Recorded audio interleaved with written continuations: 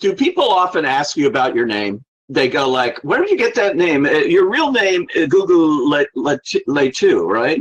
Yes, Gugu Mbatha-Raw. Yeah. So, what does that mean? The name? It means our pride in Zulu. Gugu. My dad's from South Africa, so we get the name. No, people do often ask me about it, and I'm always proud to explain where it comes from, and it means literally our pride. So of course, I have to live up to it where I can.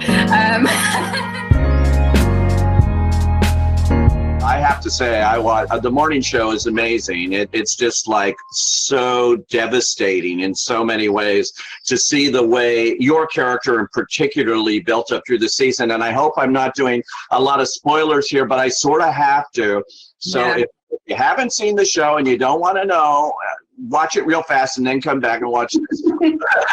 But congratulations on this show and this season and this performance of Hannah.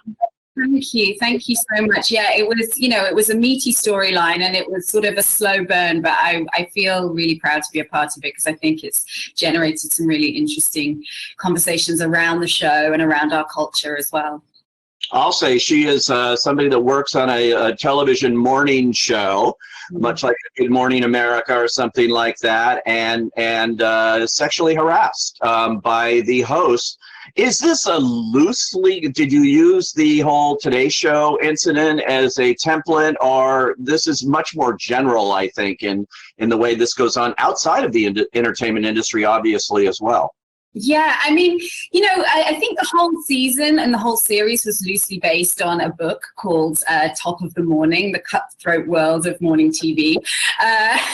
But to be honest, a lot of the revelations that were coming out in the media, around the Today Show we'd already shot the show. The show had already been written at that point. So it wasn't based on any one particular event, or my character isn't based on one particular person. Unfortunately, as we know, there are multiple events to draw upon for a character like Hannah, in terms of sexual assault and in terms of abuse of power in the workplace. So obviously it was all around us in the zeitgeist when we were filming it, and arguably still now. But no, it gave us a bit of freedom to sort of create these characters, even though there are so many resonances culturally.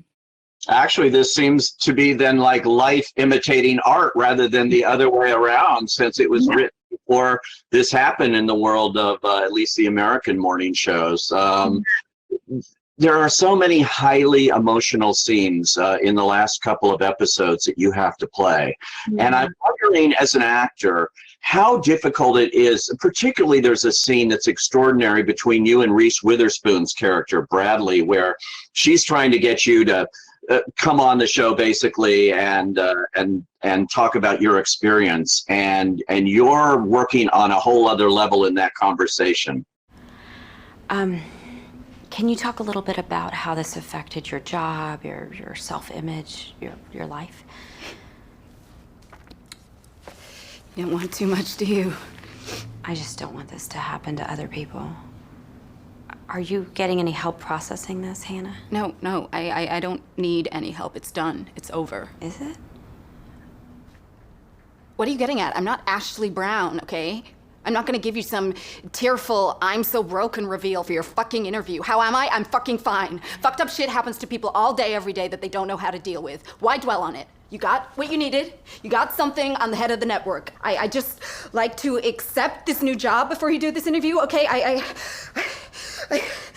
want to get out of New York. I understand, Hannah. Just take a breath. Quit telling me what to do, how to feel. I'm done.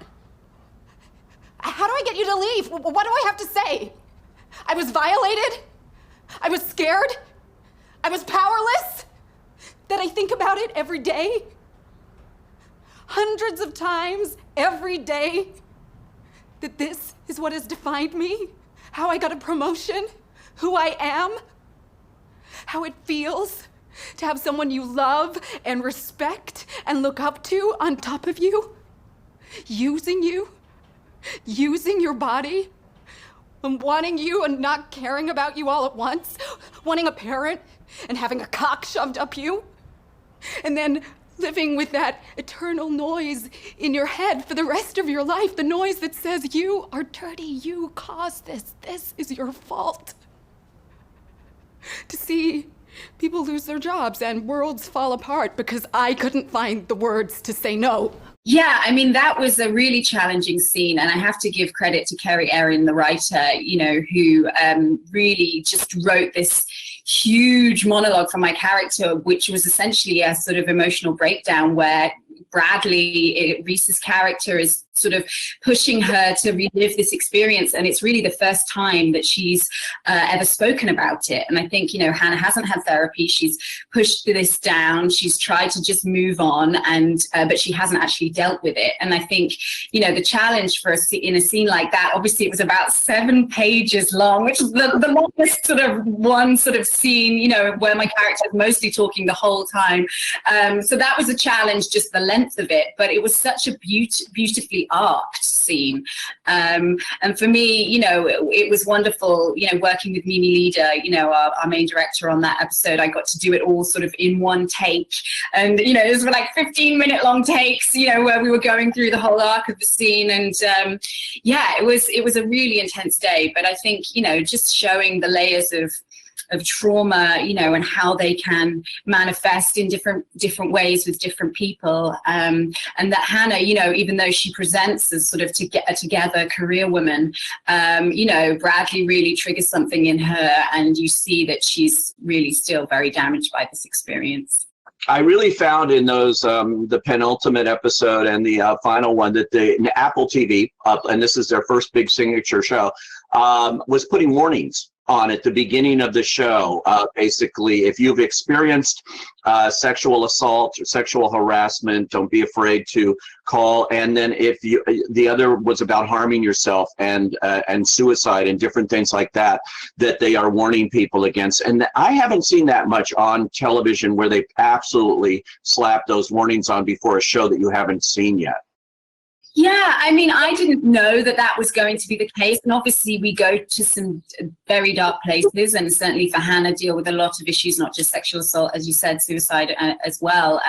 So, I mean, I think it's responsible to let people know that is something that could be, you know, triggering for somebody watching it. You don't want to sort of, you know, just be on your couch, just, you know, with a nice TV show, and then suddenly something comes up that you haven't dealt with. And I think that's responsible in this day and age, for people at least to know, you know, and have support lines and numbers and everything. And you know, it's always a tricky line, isn't it, when it's obviously you know, it's a scripted show, it's a pretend, it's a drama, but obviously you never know when these issues are going to, you know, spark something in somebody. And I have to say, you know, a lot of people and a lot of women have reached out to me, you know, since seeing the show, either on social media, you know, to express how it's the first time they've really felt seen in that way, you know, victims or survivors, I should say, of sexual assault. And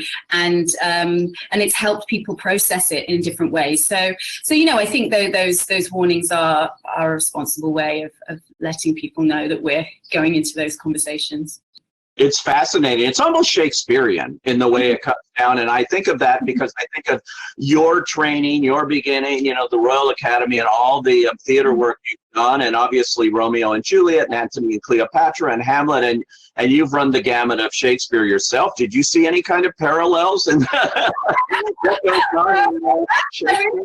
You say that. I mean, I always feel like with good writing, you can always feel the rhythm of it. And that's something we always did at drama school, you know, when you're working in Shakespearean verse, you know, not to be rigid about it, but there is a pulse to the writing that I always feel when I read an amazing script. I know it's amazing because I start reading it out loud, you know, for the first time. And I think I felt that with this show, certainly with some of the more epic speeches that, you know, and more epic scenes that Hannah had towards the end of the show. I did feel that the writing was on a level that it was, you know, the sort of muscular New York adrenalized live TV energy that, you know, I mean, I could compare Kerry Erin to Shakespeare, why not? But, you know, so it definitely had that pulse to it. And like you say, the big sort of dramatic climactic episode 10, which really, you know, it's like a symphony, the way that they've threaded it together. So, you know, maybe a modern day equivalent, who knows?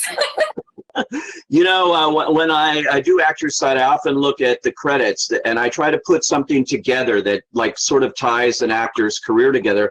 I noticed on yours, I'm just going to read off some titles here of films that you've done. Summerland, Misbehavior, Come Away, Fast Color, which I love, by the way, Julia Hart directed, A Wrinkle in Time, Ava DuVernay, Irreplaceable You, which I showed in my screening series, Beyond the Lights, Belle, the episode you talked about on the morning show, all directed by women. Yeah, I mean, it's so funny. I you know, before it was such a hot topic of conversation, you know, with Belle and Beyond the Lights, with Amara Sante and Gina Prince-Bythewood, who really were the first two women to give me substantial, nuanced leading roles, and you know, and they're writer-directors as well. And I think, you know, for me, it's about point of view. I mean, I'm greedy. I'm an actor. I want the most nuanced, complex characters, and these women have just consistently given that. So yeah, I'm proud of all the female directors I've worked with, and hopefully the more I work with, the more we won't have to call them female directors. They'll just be directors. You know, and that's partly my plan too.